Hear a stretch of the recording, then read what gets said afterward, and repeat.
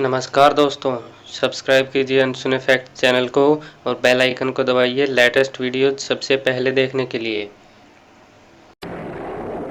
उसने अंग्रेजों के बंगले जलाए और जो भी अंग्रेज मिले उन्हें मार दिया गया।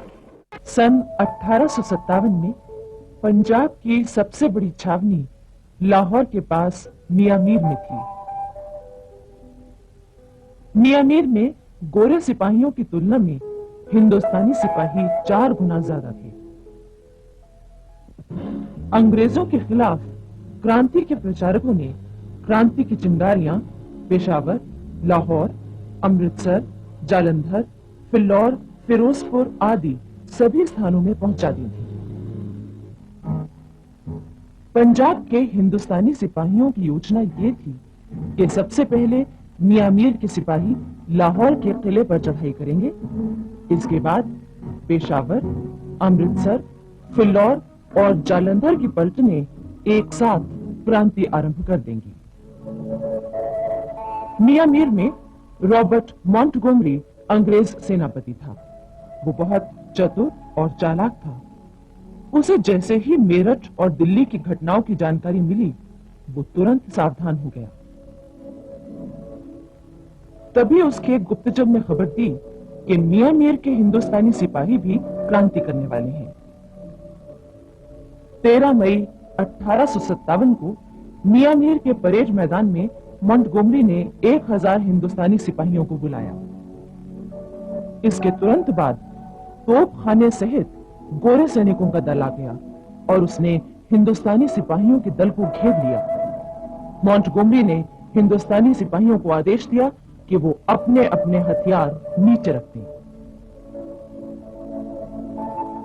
अंग्रेजों की सेना और तोपखाने से घिरे हिंदुस्तानी सिपाहियों ने मजबूर होकर हथियार रख दिए और चुपचाप अपनी बैरकों में चले गए।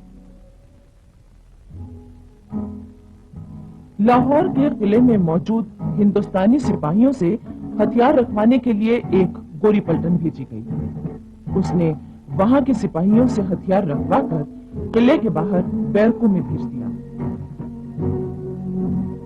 उधर पेशावर में 24, 27, 51 नंबर की पैदल और 5 नंबर की सवार पलटनें 22 मई 1857 को क्रांति का बिगुल फूंकने को तैयार थी। मियामीर की घटना का समाचार पाते ही अंग्रेज अफसरों ने गोरी सेना के 4 दल पेशावर भेजे और 22 मई की सुबह देशी पलटनों से हथियार रखवा लिए।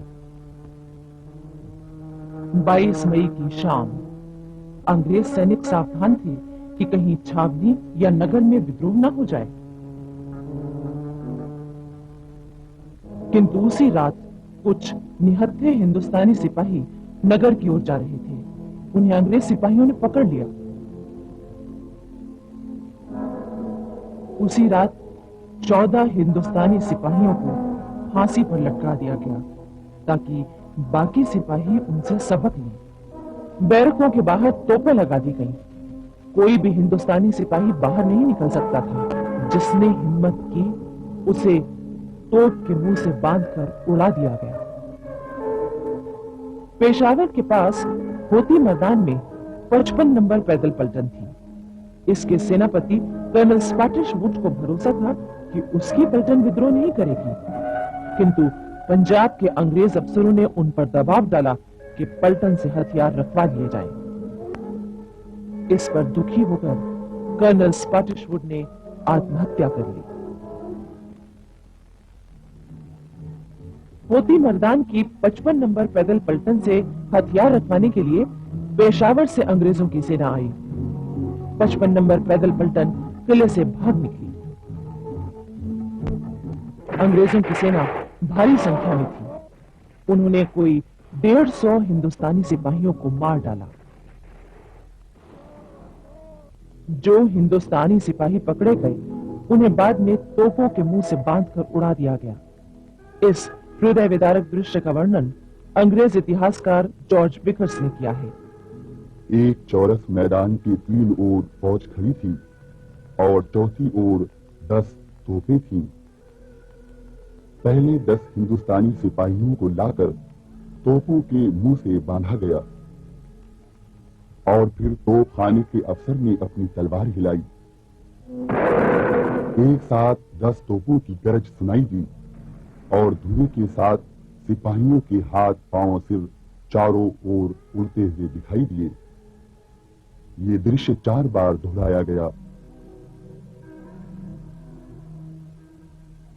फिरोजपुर में कंपनी सरकार के गोला बारूद के बहुत बड़े भंडार की रखवाली हिंदुस्तानी सिपाही करते थे। उन सिपाहियों के इरादे जानने के लिए अंग्रेजों ने उन्हें परेड पर बुलाया।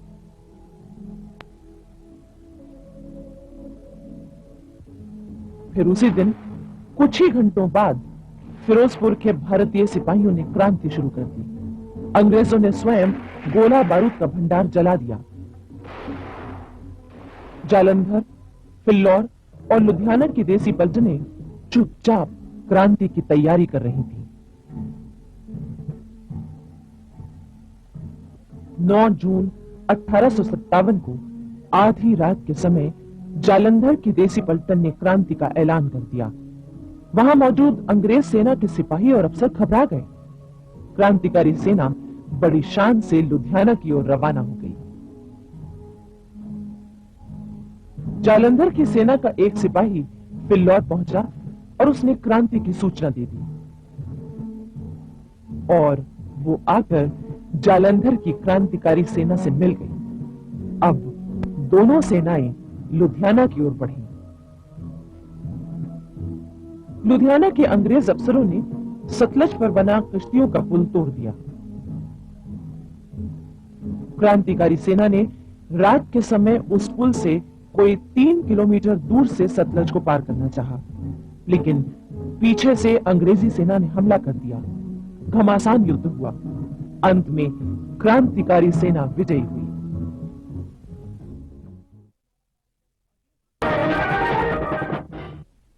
सन 1857 में राजस्थान के सभी राज्यों में अंग्रेजों का प्रभुत्व था। मारवाड़, मेवाड़, जयपुर, जोधपुर और कोटा में कंपनी के गवर्नर जनरल के प्रतिनिधि मौजूद थे। इन सब के ऊपर था एजेंट टू गवर्नर जनरल, जो अजमेर में रहता था। उस समय राजस्थान में अंग्रेजों की 6 छावनियां थीं। ये छावनियां नसीराबाद, नीमच, देवली, ब्यावर, एरनपुरा और खेरवाड़ा में स्थित थीं। इन छावनियों में 5000 भारतीय सैनिक थे। देश के अन्य भागों की तरह राजस्थान में भी शहरों और छावनियों में साधु और फकीरों के वेश में क्रांति के प्रचारक आए। उन्होंने सैनिकों में चर्बी वाले कारतूसों के खिलाफ प्रचार किया और विद्रोह की भावना जगाई। चर्बी वाले कारतूसों की बात सैनिकों में बिजली की तरह फैल गई। अंग्रेज अफसरों ने झटपट देसी सिपाहियों से कारतूस वापस ले लिए। सिपाहियों का शक और भी पक्का हो गया। तभी एक और अफवाह जंगल की आग की तरह फैली कि सिपाहियों को खाने के लिए जो आटा दिया जाता है उसमें हड्डियों का चूरा मिलाया जाता है। इन बातों को लेकर भारतीय सिपाहियों में विद्रोह की आग सुलगने लगी। वो आपस में गुप्त मंत्रणाएं करने लगे। नसीराबाद में मेरठ की बगावत की खबर मिलते ही अंग्रेज अफसरों ने छावनियों के चारों ओर गोले भरवाकर तोपें रखवा दी। अब तो भारतीय सिपाही और भी परेशान हो गए। कई जगह सिपाहियों ने अपने अंग्रेज अफसरों से उनके बदलते व्यवहार का कारण पूछा। साहब, क्या ये सब तैयारियां हमें दबाने के लिए की जा रही हैं? वो तुम लोग तो अच्छा आदमी है, ये सब तुम्हारी भलाई के लिए है। तो ये बात सच है। आखिर 28 मई 1857 को दोपहर 3 बजे 15वीं इन्फेंट्री के सिपाहियों ने क्रांति का बिगुल फूंक दिया। वो अपने अपने हथियार लेकर बैरकों से बाहर निकल आए। तोपों पर तैनात भारतीय सिपाहियों ने जरा सी भी देर नहीं की। उन्होंने छावनी पर अंग्रेजों के हमले को विफल करने के लिए तोपों के मुंह मोड़ दिए। क्रांतिकारी सिपाहियों का उद्देश्य था हथियार और खजाना अपने कब्जे में लेकर दिल्ली की ओर बढ़ना। जोधपुर और जयपुर में उनका रास्ता रोकने वाले अंग्रेजों को मुंह की खानी पड़ी। उधर नीमच के क्रांतिकारी चित्तौड़, हमीरगढ़ और बनेड़ा स्थित अंग्रेजों के ठिकानों पर हमला करते हुए दिल्ली की तरफ चल दिए। निम्बाहेड़ा की जनता ने उन्हें भोजन रसद आदि दी। उधर एलनपुरा की सैनिक टुकड़ी जब मारवाड़ के रास्ते दिल्ली की ओर बढ़ी तो आउवा के ठाकुर खुशहाल सिंह भी उनके साथ हुए। उन्होंने बिथोरा नामक स्थान में कर्नल हीथ को हराया। 18 सितंबर 1857 को राजस्थान के agent to governor general George Lawrence के साथ आउवा में एक बार फिर टक्कर हुई। जॉर्ज लॉरेंस हार गया और क्रांतिकारी दिल्ली की ओर बढ़ गए।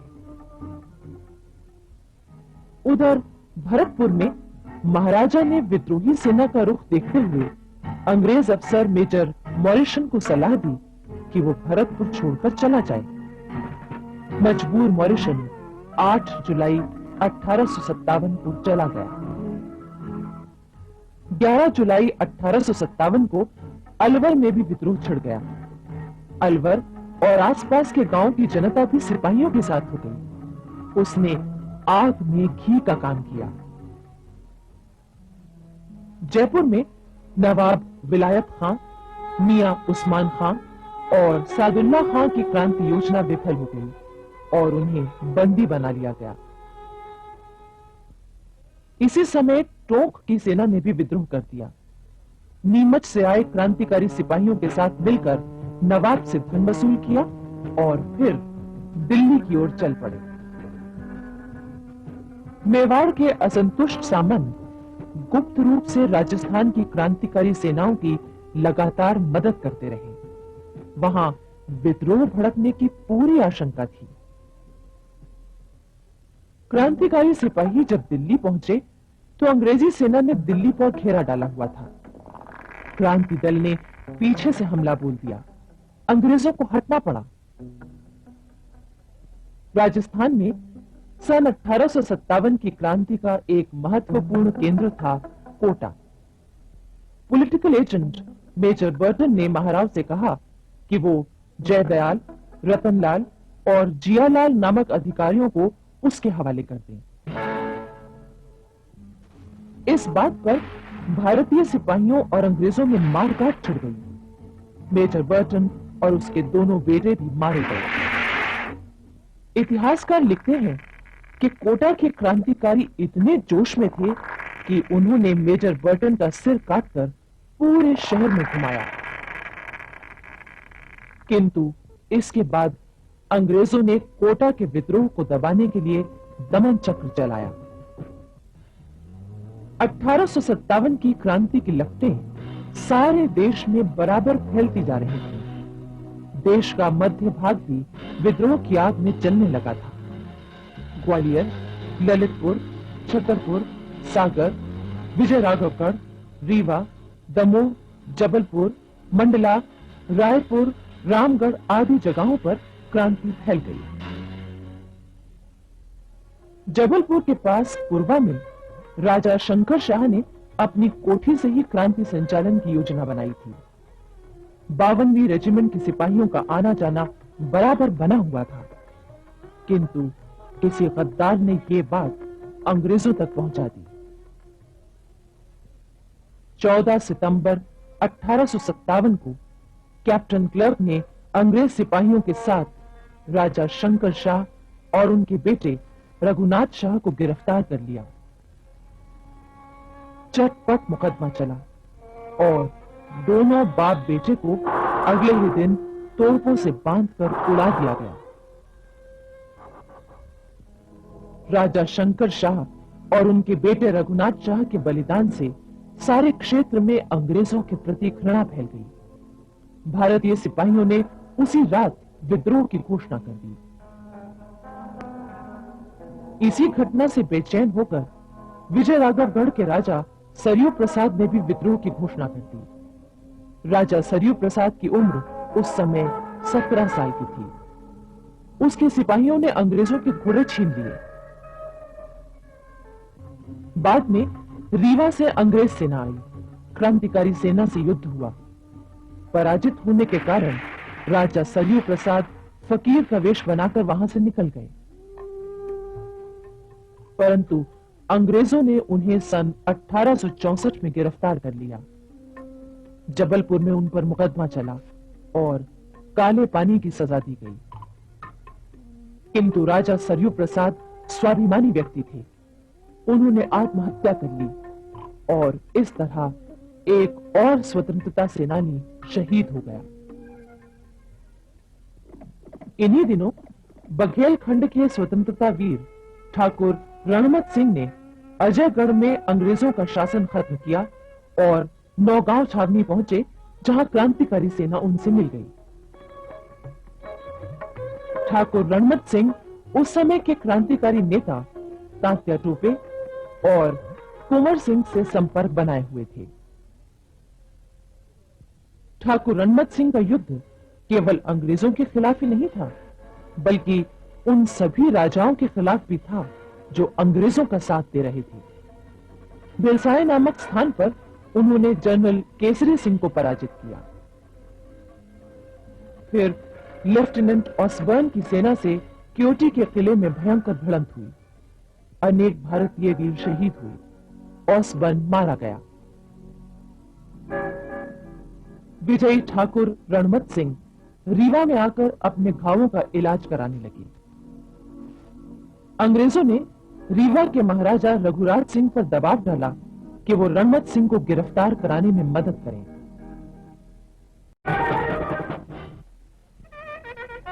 दिल्ली पर पूरी तरह क्रांतिकारियों का अधिकार था।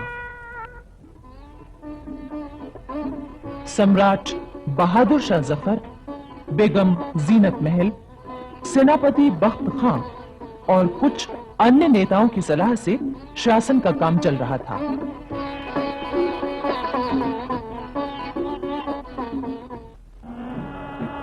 लेकिन दूसरी तरफ दिल्ली के बाहर कंपनी सरकार की सेना का भारी जमाव था। वो दिल्ली पर दोबारा अधिकार करने की पूरी कोशिश कर रहे थे, पर क्रांतिकारी सेनाएं उन्हें लगातार पीछे भेज रही थी। दिल्ली पर अधिकार करने के लिए कंपनी की सेना को 5 दलों में बांटा था। प्रधान सेनापति विल्सन के नेतृत्व में पहले 3 दलों ने कश्मीरी गेट से प्रवेश करने की तैयारी की। चौथा दल लेकर मेजर रीड काबुली दरवाजे पर पहुंचा और सब्जी मंडी की तरफ से बढ़ने की योजना बनाई। आखिर 14 सितंबर 1857 को सूर्योदय होते ही जनरल निकलसन कश्मीरी गेट के पास दीवार की ओर बढ़ा। तभी इधर से क्रांतिकारियों ने गोले बरसाने शुरू कर दिए। दीवार के नीचे अंग्रेजों की सेना भारी संख्या में मारी गई, लेकिन जनरल निकलसन ने इसकी परवाह नहीं की। एक जगह दीवार कुछ टूट चुकी थी। निकलसन ने वहां पर सीढ़ी लगवा दी। वो दीवार कूदकर शहर के अंदर जाना चाहता था। आखिर निकलसन गोलों और गोलियों की बौछार की परवाह न करता हुआ दीवार पर चढ़ गया और शहर के भीतर जा पहुंचा। उसके बाद तो भारी संख्या में अंग्रेज सैनिक अंदर पहुंच गए। कश्मीरी गेट पर घमासान लड़ाई शुरू हो गई। आखिर अंग्रेज सैनिकों ने कश्मीरी गेट का एक हिस्सा उड़ा दिया। इससे कर्नल कैंपबेल भी अपनी सेना लेकर शहर के अंदर आ गया।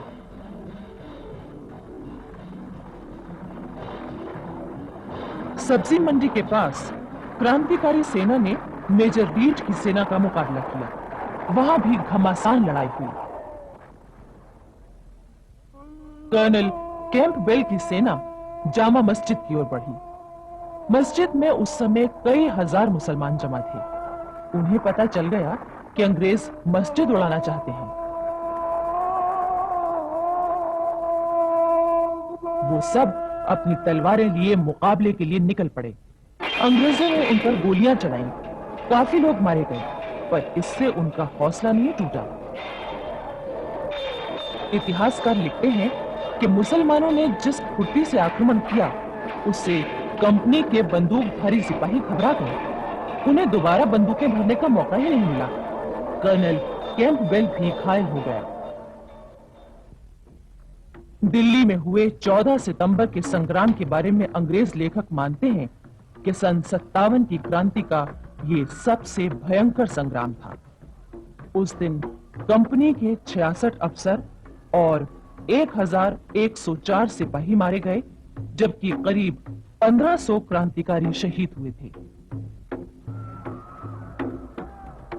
15 से 24 सितंबर तक दिल्ली की चप्पा चप्पा भूमि पर क्रांतिकारियों ने अंग्रेजों से संघर्ष किया।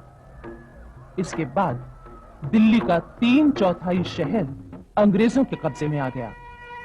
जगह जगह इमारतों पर फिर से ब्रिटिश झंडा लहराने लगा। उधर 19 सितंबर की रात सेनापति बख्त खां सम्राट बहादुर शाह जफर से मिला। उसने बादशाह की हिम्मत बंधाई और कहा, दिल्ली हाथ से निकल जाने पर भी अभी हमारा कुछ नहीं बिगड़ा है। तमाम मुल्क में आग लगी हुई है। आप अंग्रेजों से हार मत मानिए। आप मेरे साथ दिल्ली से निकल चलिए। आखिरी जीत हमारी होगी। ठीक है बहादुर, तुम कल सवेरे हमें मिलो। उधर बख्त खां गया और इधर इलाही बख्श बादशाह के पास आया। इलाही बख्श बादशाह का समधी था, परंतु धन के लोभ में अंग्रेजों से मिलकर बादशाह को दिल्ली से बाहर जाने से रोक रहा था। हुजूर, अब बगावत के कामयाब होने की कोई सूरत नजर नहीं आती। बख्त खां के साथ जाने में आपको सिवाय तकलीफों के कुछ हाथ नहीं आएगा। मेरी मानिए, आप यहीं रह जाइए। मैं वायदा करता हूं कि अंग्रेजों से मिलकर सब बातें साफ कर दूंगा। आप पर कोई आंच नहीं आने दूंगा। अगले दिन सवेरे सम्राट बहादुर शाह हुमायूं के मकबरे में गए। बख्त खां को वहीं मिलने के लिए बुलाया गया। मकबरे के पूर्वी दरवाजे की तरफ यमुना नदी के किनारे बख्त खां की फौज पड़ी हुई थी। पूर्वी दरवाजे से ही बख्त खां बहादुर शाह से मिलने के लिए आया। बख्त खां, दिल्ली से निकलकर क्या हम महफूज रह सकेंगे? हुजूर, आपका इकबाल बुलंद है। दिल्ली को तो छोड़िए, मुल्क के तमाम इलाकों में आपके लिए इज्जत है और वहाँ आप महफूज रहेंगे। लेकिन इलाही बख्श तो... आप उसकी बातों में मत आइए हुजूर। वो फिरंगियों से मिला हुआ है। मैंने अपनी फौज तैयार कर ली है। आप फौरन निकल चलिए। कोई आपका बाल बांका नहीं कर सकता।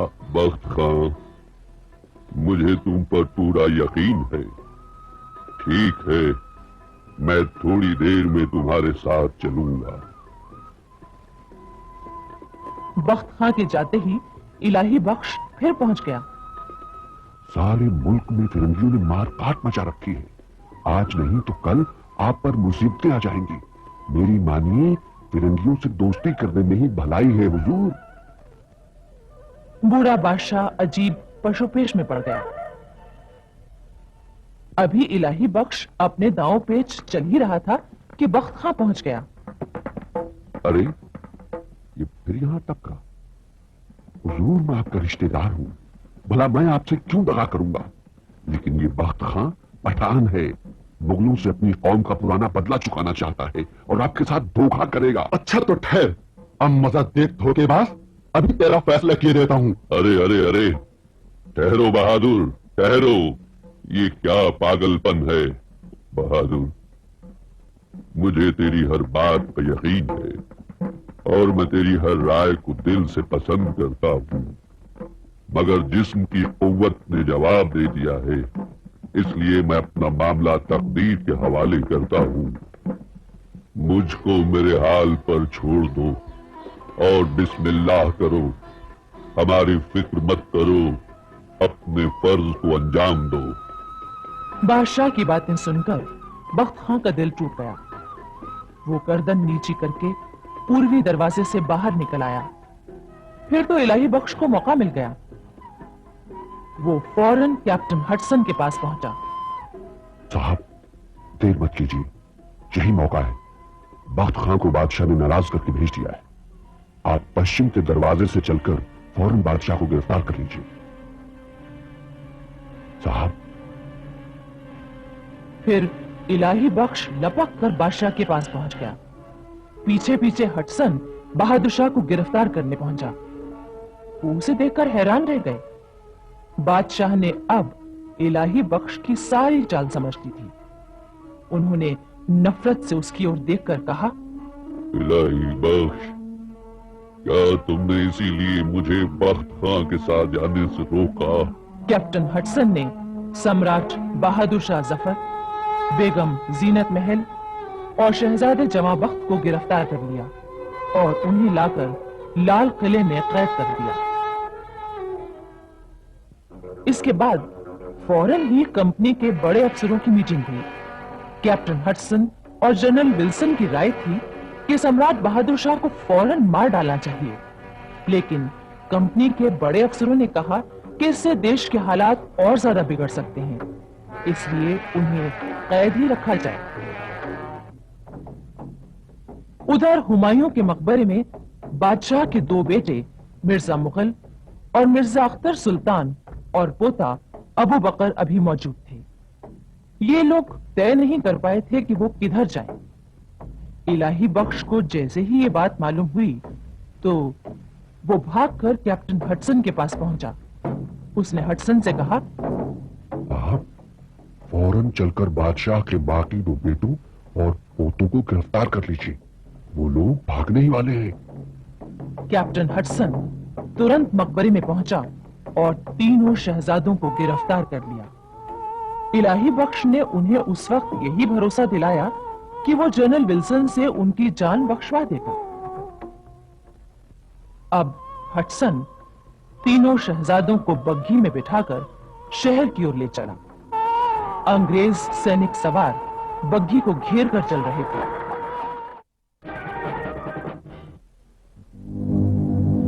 सन 1857 की क्रांति का दमन करने में अंग्रेजों को लगातार सफलता मिल रही थी। इसका मुख्य कारण था हमारी आपसी फूट और हमारे ही लोगों द्वारा अंग्रेजों की मदद। झांसी के किले पर लहराता स्वाधीनता का हरा झंडा अंग्रेजों की आंख का कांटा बना हुआ था। 6 जनवरी 1858 को सर ह्यू रोज एक विशाल सेना लेकर मऊ छावनी से झांसी के लिए रवाना हुआ।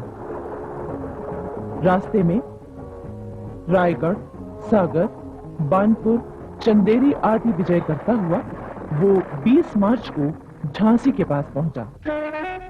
झांसी में उस समय मध्य भारत के क्रांतिकारियों का केंद्र था और रानी लक्ष्मीबाई के साथ आसपास के अनेक वीर क्रांतिकारी मौजूद थे। रानी लक्ष्मीबाई को जैसे ही सर ह्यू रोज के आने की खबर मिली, उन्होंने झांसी के आसपास का तमाम इलाका खाली करवा दिया, जिससे शत्रु को रसद आदि न मिले। लेकिन कुछ राजाओं ने अंग्रेजों की इतनी मदद की कि उन्हें झांसी तक पहुंचने में कोई कठिनाई नहीं हुई। उधर रानी झांसी का हौसला बुलंद था। वो न सिर्फ क्रांतिकारियों का नेतृत्व कर रही थी, बल्कि हर काम की निगरानी भी खुद ही करती थी। उनके साथ पुरुष वीर ही नहीं, बल्कि महिलाएं भी थीं, जो युद्ध कला में प्रशिक्षण ले रही थीं और मोर्चेबंदी में बड़ी तेजी से काम कर रही थीं। 24 मार्च 1858 को झांसी की प्रसिद्ध तोप घनगरज ने अंग्रेजों की सेना पर गोले बरसाने शुरू किए। 25 मार्च को अंग्रेजों ने भी जवाबी हमला किया। 26 मार्च को कंपनी की सेना ने शहर के दक्षिणी फाटक पर इतनी जबरदस्त गोलाबारी की कि झांसी की तोपों को ठहर जाना पड़ा। तब पश्चिमी फाटक के तोपची गुलाम गौस खां ने अपनी तोप का मुंह अंग्रेजी सेना की ओर कर दिया। गुलाम गौस खां की गोली